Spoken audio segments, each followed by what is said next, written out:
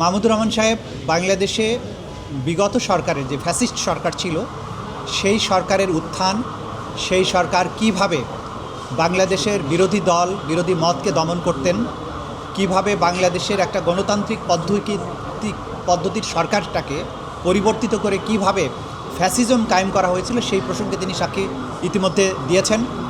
তিনি আরও সাক্ষ্য দিয়েছেন যে এই আন্তর্জাতিক অপরাধ ট্রাইব্যুনালকে সেই সময়ের সরকার কিভাবে তাদের স্বৈর শাসনকে নিরাপত্তা দেওয়ার জন্য, স্বৈর শাসনের হাতকে শক্তিশালী করার জন্য ব্যবহার করা হয়েছিল, কিভাবে বিচার প্রক্রিয়াটাকে একটা তামাশায় পরিণত করা হয়েছিল, এই সব প্রসঙ্গে তিনি সাক্ষ্য প্রদান করেছেন ইতিমধ্যে এবং বাকি অংশগুলো তিনি আজকে বলবেন। তিনি ৪৬তম সাক্ষী। তার সাক্ষ্য গ্রহণ শেষ হওয়ার পরে আমরা আশা করছি আর দু একজন সাক্ষ্য প্রদান করার মাধ্যমে এই মামলার সাক্ষ্য গ্রহণ সমাপ্ত হবে এবং সাক্ষ্য গ্রহণ সমাপ্ত হলে বিচারের যে নিয়মতান্ত্রিক যে প্রক্রিয়া আছে সেই প্রক্রিয়ায় বিচারটি সমাপ্তির দিকে ধাবিত হবে। আমরা আশা করছি যে আর খুব বেশি সাক্ষ্যর দরকার হবে না। নাহিদ ইসলাম আগামীকালকে সাক্ষ্য প্রদানের কথা আছে এবং তার সাক্ষ্য গ্রহণের মাধ্যমে আর যে ফর্মাল একজন সাক্ষী আছে আমাদের, সেটার মাধ্যমে আশা করছি এই মামলার সাক্ষ্য গ্রহণ সমাপ্ত হবে।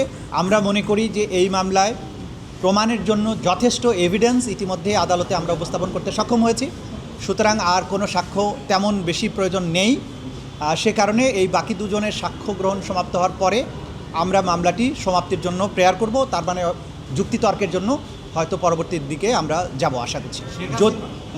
যদি যেহেতু এখানে কোনো ডিফেন্সের পক্ষ থেকে সাক্ষী দেওয়ার ব্যাপার নেই, আসামি দুজন পলাতক আছেন আর যিনি হাজির আছেন তিনি যেহেতু দোষ স্বীকার করেছেন তিনি তো আর ডিফেন্সে সাক্ষী দেবেন না, সেই কারণে আমরা ধরে নিচ্ছি যে এখানে ডিফেন্স পক্ষের কোনো আর সাক্ষী আসবে না।